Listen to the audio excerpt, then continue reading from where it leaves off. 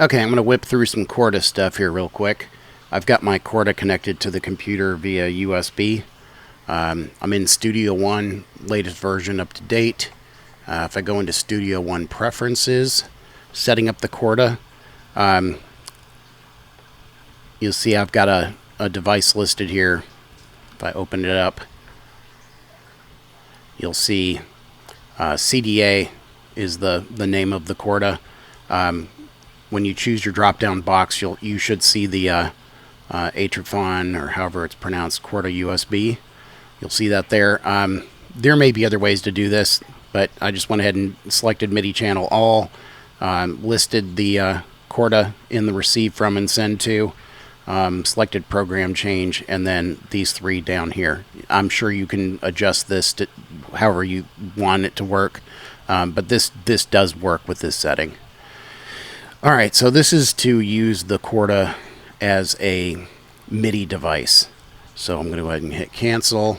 I'm going to use Pigments from Arturia. Yeah. All right, so I chose the Pigments. Choose the drop down here. Choose CDA. Make sure it's lit up in yellow. Go ahead and light up the blue thing here, have it selected. Come over here into MIDI device and choose CDA for MIDI device 1, and then under control also choose CDA. Pops up the MIDI learn window, but there's really not a whole lot you have to do here. I'm going to just change a little bit, go to just another window here, and when I press the keys,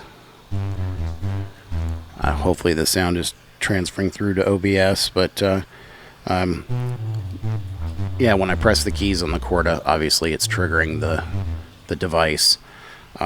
If you're not getting sound for whatever reason, make sure you hit the eye up here in the corner. Like me, if you've got a lot of devices that connect, it may pick the wrong one. Like here, it's showing my KeyStep Pro. I'm just going to go ahead and switch it to CDA real quick. And I'll go ahead and get back off of that info screen. And it's still working.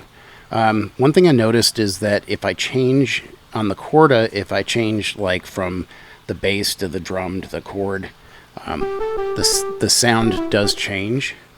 If I go to like lead, the octave is definitely different. But you can turn the ARP on and off. You can adjust the octave and stuff through the Chorda to adjust your sounds.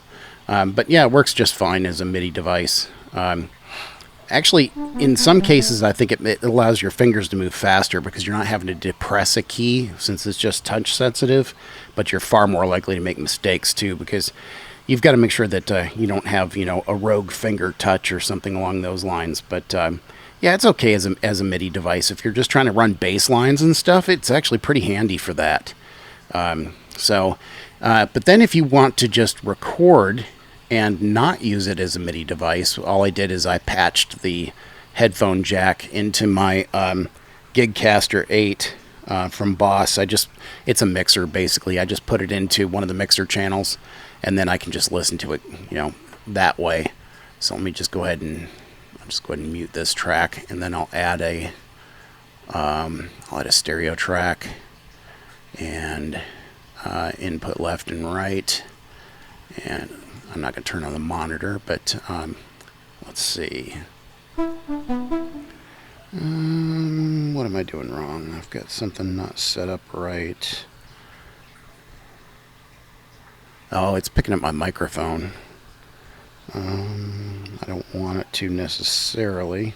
Oh, I don't have it turned on my mixer. I don't have that channel turned on, so go ahead and turn off. I'm using my cell phone channel on the mixer for the Gigcaster. Let's see. Now it's showing. So now I'm just recording sounds coming from. I'm just recording sounds coming straight from the Chorda at this point.